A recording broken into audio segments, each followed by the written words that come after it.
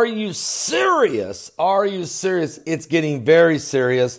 World War III. Let's pray to God that's not what's going to happen. But Hawaii is preparing for nuclear attack from North Korea amid the soaring world tensions.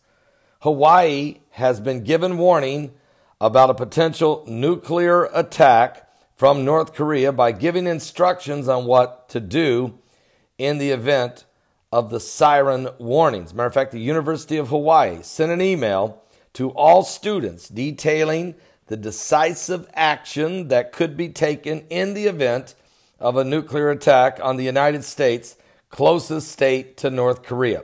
The email reads this, quote, "In light of concerns about North Korea's missile test, state and federal agencies are providing information about nuclear threats and what to do in the unlikely event of a nuclear attack and radiation emergency."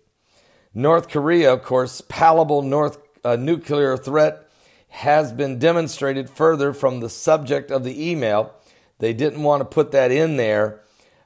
Instead, it reads, "in the event of a nuclear attack." And it doesn't, okay? Now, the director of communications there at the University of Hawaii has stated that in the hindsight, he wished he had put the email, should have been reworded by stating the last thing he wanted to do was cause any unnecessary concern, but he didn't put that in the email.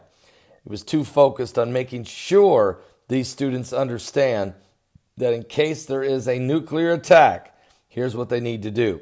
The contents of the email give information on how to deal with the Kim Jong-un's nuclear threat by informing students on where to take shelter.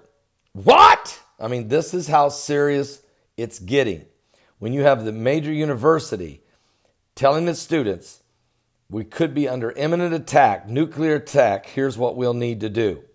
Hawaii seems, though, a very likely target in the event of a nuclear war due to the state's close proximity to the isolated hermit nation of North Korea.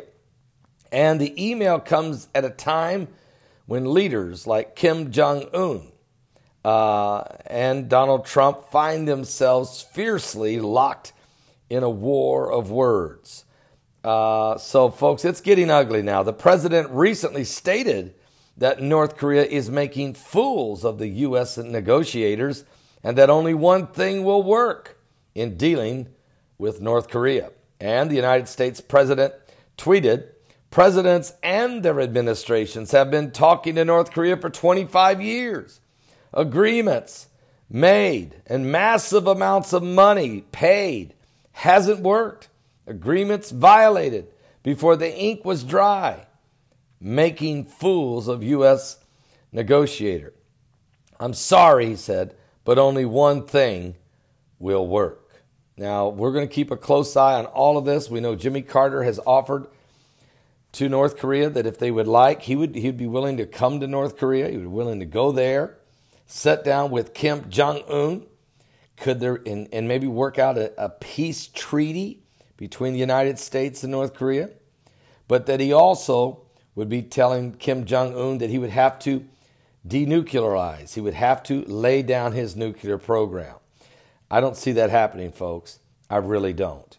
We're living in a dangerous time, and so pray for one another. Pray for the United States of America. Pray for the entire Korean Peninsula. Folks, we've got men and women in uniform, close to 35,000 of them in South Korea, and close to 40,000 in Japan. So the threat of nuclear war is absolutely imminent if something doesn't change soon. But the president has already called his generals into the war room and the John F. K. conference room there in the White House. And the talk and the strategy for war continues. Pray, would you? Give your life to Jesus Christ. Are you serious? Because we're living in the last days.